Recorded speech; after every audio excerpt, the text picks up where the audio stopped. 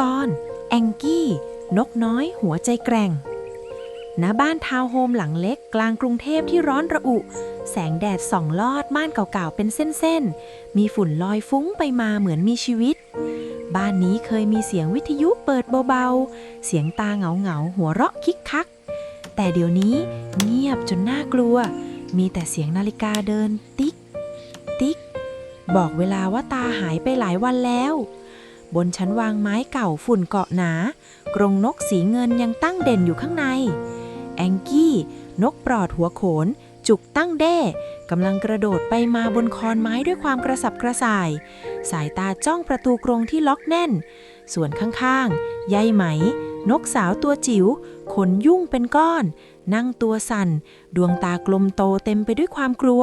พี่แองกี้หนูหิวจังเลยตาหายไปไหนทำไมไม่กลับมาล่ะฟังให้ดีนะ คะ โลกภายนอกอันตรายต้องระวังตัวให้ดี หนูจะเชื่อฟังค่ะ ตาแค่ไปทำธุระนิดหน่อยเดี๋ยวก็กลับมาเอาหนอนมาให้กินแน่ๆเชื่อพี่สิแต่ในใจแองกี้รู้ดีเขากำลังมองเจ้าด่างแมวลายเกเรตัวนั้นที่เคยถูกตาไล่ตีด้วยไม้เรียวตอนนี้มันนั่งเลียอุ้งเท้าอยู่ข้างล่างดวงตาสีเหลืองจ้องกรงนกเหมือนมองของกินที่หนีไม่พ้นจู่ๆเจ้าด่างก็ย่อตัวกล้ามเนื้อขาหลังตึงแล้วพรวดกระโดดขึ้นมาบนชั้นวางทันทีโครมกรงนกเซถลาตกลงพื้นดังสนั่นฝุ่นฟุ้งไปทั่วสลักประตูหลุดกระเด็นประตูกรงค่อยๆเปิดออกช้าๆนกสองตัวนอนนิ่งค้างด้วยความตกใจก่อนแองกี้จะรีบสลัดขนที่ยุ่งเหยิงลุกขึ้นยืนมองออกไปนอกกรงอิสรภาพที่เคยฝันไว้วันนี้กลับน่ากลัวกว่าเดิมพื้นบ้านกว้างใหญ่เหมือนทุ่งหญ้าขาโต๊ะสูงเหมือนเสาตึกย้ายไหมลุกสิออกมาเดี๋ยวนี้เจ้าด่างกระโดดลงพื้นเบาๆเดินเข้ามาช้าๆพ่นลมหายใจร้อนๆจนขนนกปลิวดวงตาเหลืองๆยิ้มเยาะเสี้ยววินาทีนั้นแองกี้ใช้ปีกผลักน้องสาวออกจากกรงทั้งคู่พยายามกระพือปีกบินแต่ปีกที่ไม่เคยได้เหินมานานมันหนักตึ้งแล้ววิ่งตื้อๆฝ่ากองหนังสือเก่าบุดเข้าใต้ตู้โชว์ได้ฉิวเฉียดก่อนที่อุ้งเท้าแมวจะตะปบลงมาพอดีใต้ตู้มืดๆเต็มไปด้วยฝุ่นและใยแมงมุมแองกี้กับยายไหมนั่งหอบหัวใจเต้นแรงจนแทบระเบิดแองกี้กระซิบแต่หนักแน่นเรายังไม่ตายหรอกยายไหมตราบใดที่เรายังมีกันพี่จะพาเราไปหาตาให้ได้ไม่ว่าจะยังไงก็ตามข้างนอกเจ้าด่างยังเดินวนไปวนมากรงเล็บข่วนพื้นไม้ครืดครืดเหมือนบอกว่าเกมแมวไล่จับหนูในบ้านหลังนี้เพิ่งเริ่มต้นเท่านั้นไปตู้โชว์มืดๆอับๆกลิ่นฝุ่นคลุ้งจนแสบจมูกแต่ตอนนี้มันคือที่หลบภัยที่ดีที่สุดของทั้งคู่ท้องร้องดังโครกครากจนรู้สึกได้ถึงแรงสั่นในอกแองกี้กับยายไหมหิวโหยจนแทบลุกไม่ไหวนกที่เคยรอตาโยนเมล็ดหรือหนอนมาให้ตอนนี้ต้องหาทางกินเองเป็นครั้งแรกแองกี้แอบมองออกไปทางช่องเล็กๆแสงแดดลอดมาเห็นโต๊ะกินข้าวอยู่ไม่ไกลมีเศษแครกเกอร์สีเหลืองๆตกอยู่ใต้ขาโต๊ะกลิ่นหอมจางๆลอยมาเตะจมูกน่ากินสุดๆแองกี้กระซิบแหบๆเราต้องกินอะไรก่อนไม่งั้นหมดแรงแน่ตามพี่มายายไหมแต่อย่าให้เท้าแตะพื้นดังนะทั้งคู่ค่อยๆสับเท้าเตาะแตะข้ามพื้นกระเบื้องเย็นๆเหมือนเดินบนลานกว้างใหญ่จนมาถึงใต้โต๊ะได้สำเร็จเศษแครกเกอร์ชิ้นเล็กน่ากินวางอยู่ตรงนั้นแต่พื้นรอบๆมันเริ่มขยับสีแดงเข้มๆไหลมาเหมือนพรหมมีชีวิตมดไฟนับร้อยตัวกรูกันเข้ามาห้อมเศษขนมปังมดตัวจิ๋วแต่กัดแรงมากพอไต่ขึ้นเท้าแองกี้กับยายไหมความแสบร้อนก็แผ่ซ่านทันทียายไหมร้องเบาๆแต่เจ็บพี่แองกี้มันกัดแสบมากเลยหนีทั้งคู่ถอยหลังตื่นตระหนกแองกี้มัวแต่ใช้จะงอยปากจิกมดที่ไต่ตามจนไม่ทันมองทางแล้วปึกเท้าติดอะไรเหนียวเข้าไปเต็มมันคือแผ่นกาวดักหนูที่ตาวางซ่อนไว้ตรงมุมห้องแต่ตอนนี้กลายเป็นกับดักนกซะงั้นแองกี้ดิ้นสุดแรงกระพือปีกแต่ยิ่งดิ้นยิ่งติดแน่นขนหลุดติดกาวเป็นหย่อมๆเขาขยับไม่ได้แล้วแองกี้เสียงสั่นน้ำตาคลอ แผ่นผี ปล่อยฉันหน่อยยายไหมอย่ามาใกล้นะมดไฟเริ่มไต่ตามขึ้นมาบนแผ่นกาวเป้าหมายคือเศษแครกเกอร์ที่ติดอยู่แล้วก็ตัวแองกี้ที่กำลังหมดแรงขณะเดียวกันเงาใหญ่ๆของเจ้าด่างก็เริ่มคลืบคลานเข้ามาใกล้โต๊ะทุกทียายไหมไม่ยอมทิ้งที่เธอเหลือบเห็นปากกาด้ามเก่าหล่นอยู่ใกล้ๆเลยรีบใช้จะงอยปากจิกปลายปากกาลากมันมาพาดขอบแผ่นกาวให้เป็นคานยายไหมเสียงฮึดพี่แองกี้หยุดดิ้นก่อนจิกปากกาไว้แน่นๆหนูจะช่วยดึงยายไหมออกแรงถีบปีกและเท้าดันปากกาให้มั่นคงแองกี้กัดฟันจิกปากกาแน่นแล้วสะบัดตัวแรงๆแต่ในที่สุดเขาก็หลุดออกมาได้ฉิวเฉียดก่อนมดจะไต่ถึงตัวทั้งคู่กลิ้งหลุนๆไปติดมุมกำแพงสภาพขนยุ่งเหยิงหอบหายใจไม่มีเวลาพักเลยเพราะพื้นบ้านเริ่มสั่นเบาๆเสียงครางต่ำวืดคลื่นดังมาจากห้องนั่งเล่นวัตถุกลมๆสีดำขนาดใหญ่เริ่มกลิ้งช้าๆแสงแดงกระพริบวูบวาบเหมือนตาปีศาจตื่นมันคือหุ่นยนต์ดูดฝุ่นตัวนั้นกำลังมุ่งตรงไปที่มุมที่พวกมันซ่อนอยู่ช้าๆพื้นบ้านสั่นแรงขึ้นเรื่อยๆเสียงเครื่องคลางวืดคลื่นดังใกล้เข้ามาแองกี้กับยายไหมที่ขนยังเหนียวจากกาวยืนตัวแข็งอยู่มุมห้องทั้งคู่จ้องก้อนกลมสีดำตัวยักษ์ที่ค่อยๆโผล่ออกมาจากใต้โซฟาแสงแดง2 จุดด้านหน้ากระพริบเหมือนตาที่กำลังหาเหยื่อในสายตานกจิ๋วทั้งสองมันเหมือนปีศาจดูดฝุ่นตัวยักษ์ไม่มีปากแต่ดูดทุกอย่างที่ขวางหน้าเข้าไปหมดเศษฝุ่นเส้นขนแม้กระทั่งมดไฟที่เคยรุมกัดพวกมันก็หายวับแองกี้พึมพำเสียงสั่นมันกินฝุ่นกินมดแล้วมันจะกินนกอย่างเราไหมยายไหมเจ้าปีศาจกลมกลิ้งวิ่งไปแบบไม่มีทิศทางชนไปทั่วมันพุ่งชนขาโต๊ะดังปึ๊กแล้วหมุนตัวกลับตรงดิ่งมาทางนกทั้งสองแองกี้กับยายไหมต้องวิ่งสับเท้าหลบอย่างทุลิกทุเลพื้นที่ที่เคยกว้างใหญ่วันนี้กลับรู้สึกแคบลงทันตาเจ้าด่างที่แอบซุ่มดูอยู่หลังโต๊ะเห็นนกทั้งคู่กำลังแตกตื่นมันเลยย่อตัวเตรียมกระโดดปิดบัญชีแต่จังหวะที่มันพุ่งออกมาเจ้าปีศาจกลมเปลี่ยนทิศกระทันหันตามเซ็นเซอร์คลืดมันชนเข้าที่หางพุยๆของเจ้าด่างเต็มๆเจ้าด่างร้องลั่นเงาไอ้ก้อนดำปล่อยหางฉันนะความวุ่นวายเกิดขึ้นกลางห้องเจ้าด่างที่เคยเป็นจอมล่าต้องวิ่งหนีหัวสุกหัวซุนหางเกือบถูกดูดเข้าไปทั้งหางแองกี้เห็นจังหวะดีเลยรีบมองหาที่หลบภัยชั่วคราวสายตาไปสะดุดกองหนังสือสารานุกรมเล่มหนาๆที่ตาซ้อนกันสูงเกือบเท่าโต๊ะรับแขกยายไหมขึ้นไปบนกองหนังสือตรงนั้นเร็วปีศาจตัวนี้ขึ้นไม่ได้แน่ทั้งคู่รวบรวมแรงที่เหลือวิ่งไปที่โคนกองหนังสือใช้จะงอยปากจิกขอบแข็งๆแล้วใช้เล็บเกาะปีนขึ้นทีละชั้นสำหรับนกที่บินไม่ได้การปีนหนังสือ5 เล่มนี่เหมือนปีนภูเขายักษ์เลยพวกมันหอบจนอกขึ้นลงแต่ก็ไม่ยอมหยุดจนในที่สุดก็ขึ้นไปถึงยอดได้สำเร็จจากที่สูงแองกี้กับยายไหมมองลงไปเห็นทุกอย่างชัดเจนเจ้าด่างเดินกระเพลกหนีเข้าห้องครัวไปแบบเสียขวัญส่วนเจ้าปีศาจกลมทำงานเสร็จก็ค่อยๆกลิ้งกลับไปแท่นชาร์จแสงแดงดับวูบทิ้งความเงียบไว้กลางห้องอีกครั้งยายไหมเอนตัวพิงสันปกหนังสือเล่มบนสุดหายใจโล่งอกบนที่สูงแบบนี้ไม่มีแมวไม่มีเครื่องดูดฝุ่นมาถึงได้แล้วตานี่ทิ้งปีศาจตัวนี้ไว้เฝ้าบ้านจริงๆด้วยแต่สุดท้ายมันช่วยเราไว้ซะงั้นนะพี่แองกี้พยักหน้าจุกบนหัวตั้งเดขึ้นมาอีกครั้งเขาเริ่มเข้าใจแล้วว่าในบ้านที่ดูอันตรายเต็มไปหมดสิ่งที่น่ากลัวบางอย่างอาจกลายเป็นตัวช่วยชีวิตได้ถ้าเรายังมีสติและมองหาทางออกบ้านเงียบกริบอีกครั้งแต่คราวนี้ความเงียบมันน่ากลัวกว่าเดิมเพราะมันมาพร้อมความหิวกระหายที่กัดกินจากข้างในบ่ายแดดเปรี้ยงของกรุงเทพแผดลงมาผ่านม่านลูกไม้พื้นกระเบื้องร้อนจนแสบเท้าแองกี้กับยายไหมคอแห้งจนพูดแทบไม่ออกจุกบนหัวแองกี้ที่เคยตั้งเดตอนนี้ลู่ลงอย่างอ่อนแรงเขามองชามน้ำในกรงที่ล้มคว่ำแห้งสนิทมานานแล้วสายตาเหลือบไปเห็นประกายวาวๆที่ขอบหน้าต่างด้านบนหยดน้ำค้างอยู่ในร่องรางเลื่อนมันสะท้อนแสงแดดเหมือนเพชรเม็ดเล็กๆท่ามกลางทะเลร้อนยายไหมดูนั่นสิน้ำเราต้องไปเอาน้ำตรงนั้นมา ยายไหมมองขึ้นไปอย่างเหนื่อยใจสูงจังเลยพี่เราบินไม่ได้ด้วยขึ้นไปยังไงอะแองกี้ไม่ยอมแพ้เขาสำรวจรอบๆเหมือนกำลังหาทางรอดแล้วเห็นสายปรับม่านห้อยลงมายาวเกือบถึงพื้นมันเหมือนเชือกยักษ์สำหรับนกตัวเล็กๆที่บินไม่ได้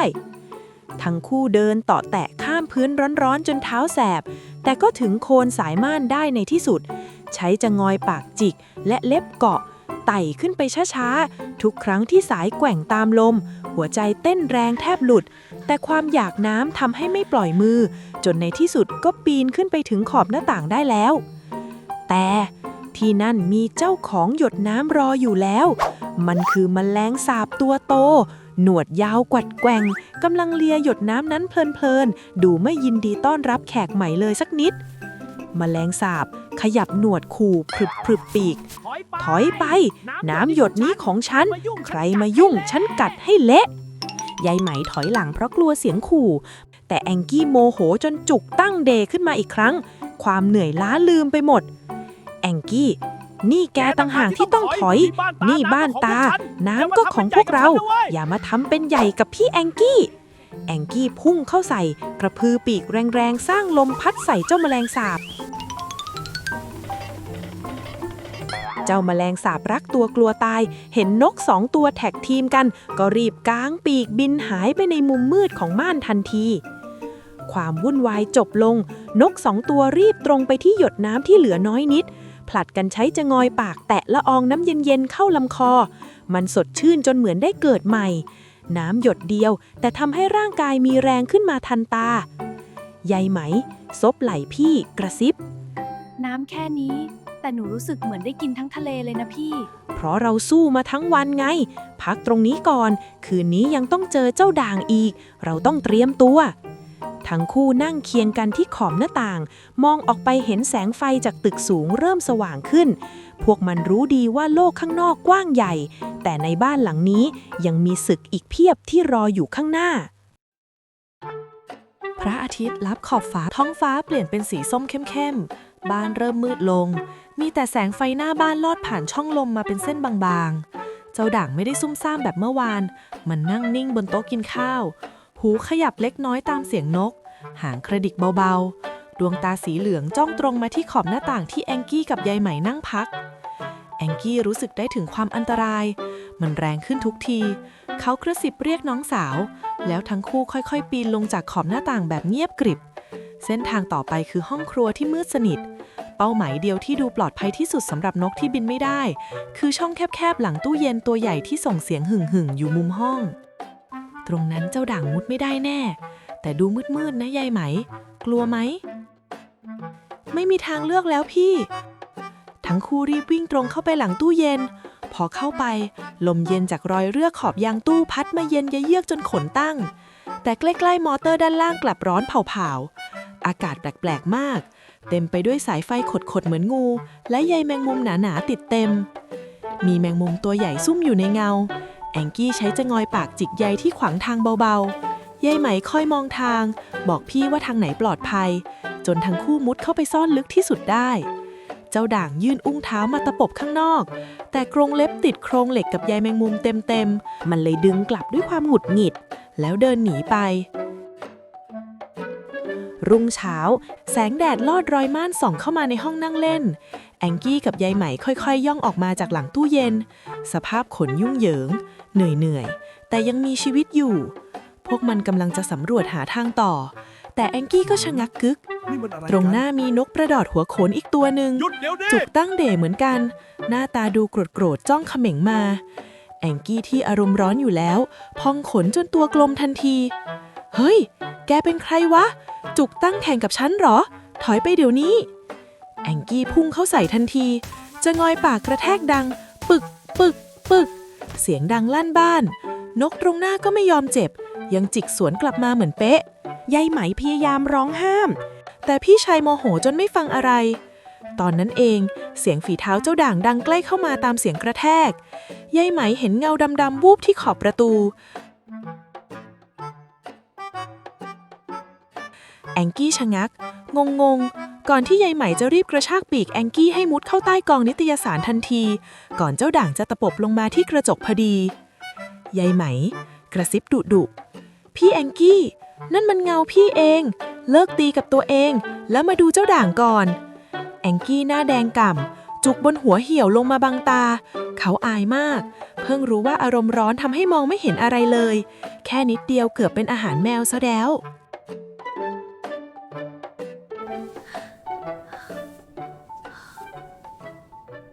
ค่ำคืนเข้ามาอีกครั้งแต่คราวนี้บรรยากาศไม่เหมือนเดิม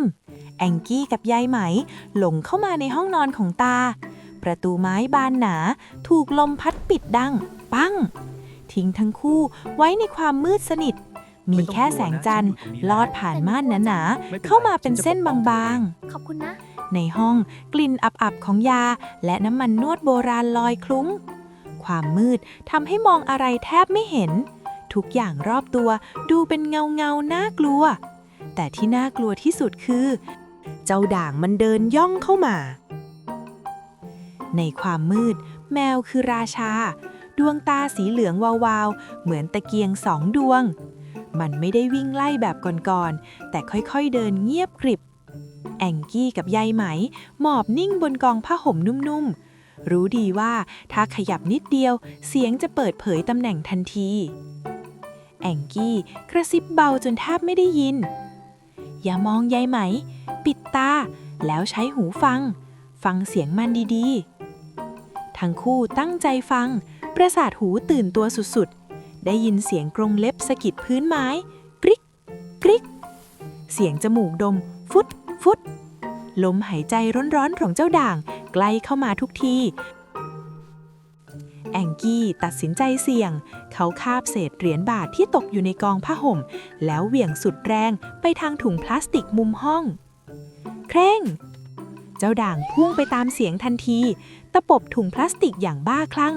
นึกว่าเป็นนกน้อยที่กำลังหนีแองกี้กับยายไหมใช้จังหวะนั้นวิ่งเตาะแตะฝ่าความมืดมุดผ่านช่องใต้ประตูออกมาสู่โถงทางเดินได้ฉิวเฉียดพอรอดออกมายายไหมหายใจหอบแต่คราวนี้เธอไม่กลัวแล้วเธอมองพี่ชายที่เหนื่อยจากการหนีมาตลอดทั้งวันนึกถึงคำที่ตาเคยบ่นตอนซ่อมขาโต๊ะถ้าแรงสู้ไม่ได้ก็ต้องใช้สมองกับเครื่องทุ่นแรง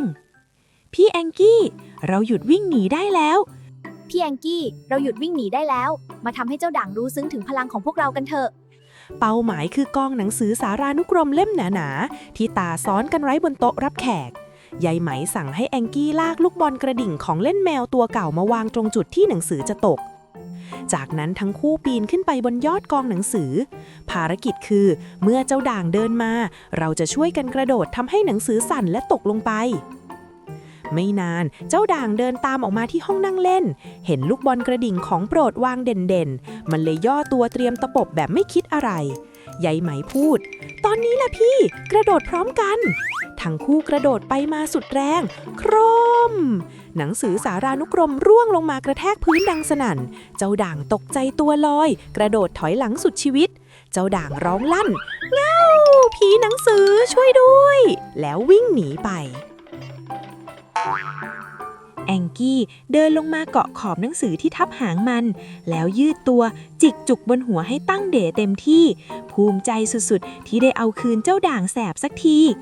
วันนี้ผู้ล่ากลายเป็นผู้ถูกล่าเพราะสมองจิ๋วๆของนกสองพี่น้องนี่แหละ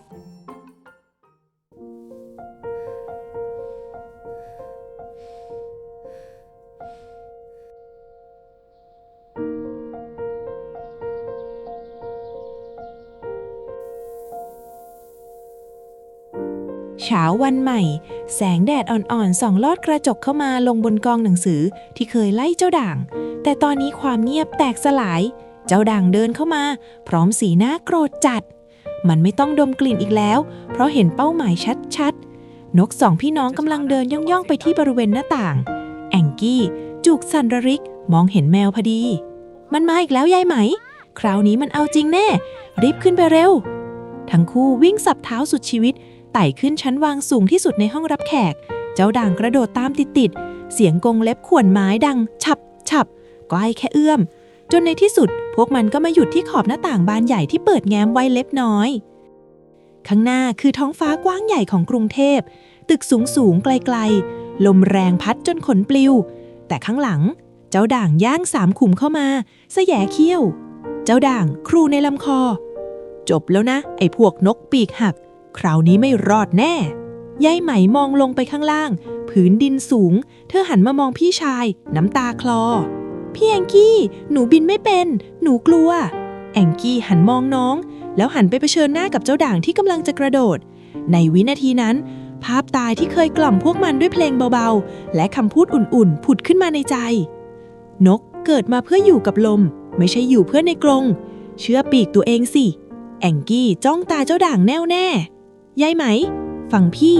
กรงมันพังไปแล้วเราไม่ใช่นกในกรงอีกต่อไปกางปีกแล้วเชื่อในตัวเองพอเจ้าด่างพุ่งมาแองกี้กับยายไหมก็ทิ้งตัวลงจากขอบหน้าต่างพร้อมกันพรึบร่างเล็กๆดิ่งลงหัวใจเต้นแรงจนแทบหยุดแต่สัญชาตญาณที่ถูกขังมานานตื่นขึ้นแองกี้กางปีกที่หนักอึ้งออกรับลมปีกสั่นแต่เขาขยับมันเป็นจังหวะยายไหมที่ตามมาก็เริ่มกางปีกจากเสียงลมวิววิวกลายเป็นเสียงกระพือปีกที่มั่นคงร่างที่เคยดิ่งลงกลับเชิดหน้าขึ้นยายไหมร้องดีใจพี่แองกี้ดูหนูสิหนูบินได้แล้วเราบินได้แล้วทันใดนั้นเสียงรถคุ้นๆดังขึ้นรถพยาบาลสีขาวจอดชายแก่ก้าวลงมาช้าๆตัวอิดโรยแต่ยิ้มกว้างเขามองหน้าต่างห้องนอนที่เปิดอยู่แล้วเห็นนก2 ตัวเกาะกิ่งไม้ใกล้ๆชายแก่ยิ้มพยักหน้าเบาๆเหมือนบอกว่าเก่งมากเลยเจ้านกน้อยแองกี้กับยายไหมขยับปีกทักทายคนที่รักที่สุดพวกมันได้เรียนรู้สิ่งสำคัญที่สุดความปลอดภัยที่แท้จริงไม่ได้อยู่ในกรงแต่ความกล้าที่จะกางปีกออกเผชิญโลกกว้างไม่ว่าข้างหน้าจะเจออะไรพวกมันก็ไม่กลัวอีกแล้วเพราะพวกมันคือนกที่มีอิสระอย่างแท้จริง